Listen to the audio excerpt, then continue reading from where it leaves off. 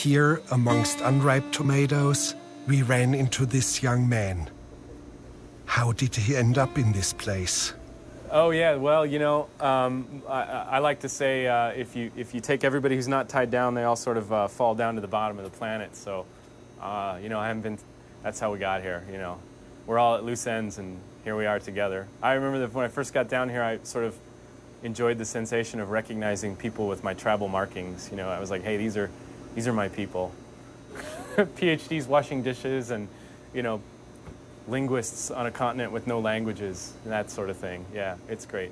Yeah, specifically, I was in a graduate program, and we had lined up to do some work with one of the people who was identified as a native speaker and a competent native speaker of one of the languages of the Winnebago people, the Ho-Chunk, I think is how they pronounced it. And to make a complicated story short, he ran into New Age ideologues who made insipid claims about black and white magic embedded in the grammar of this language.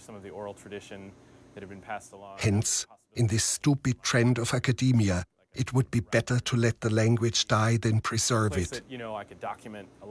He had to destroy his entire PhD research.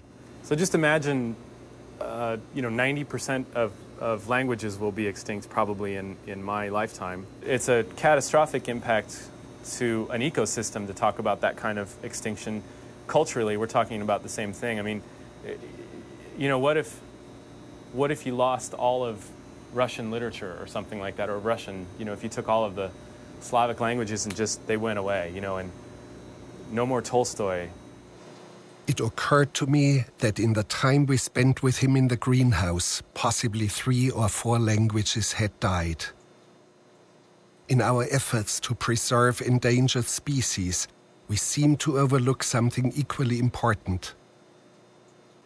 To me, it is a sign of a deeply disturbed civilization, where tree huggers and whale huggers in their weirdness are acceptable, while no one embraces the last speakers of a language.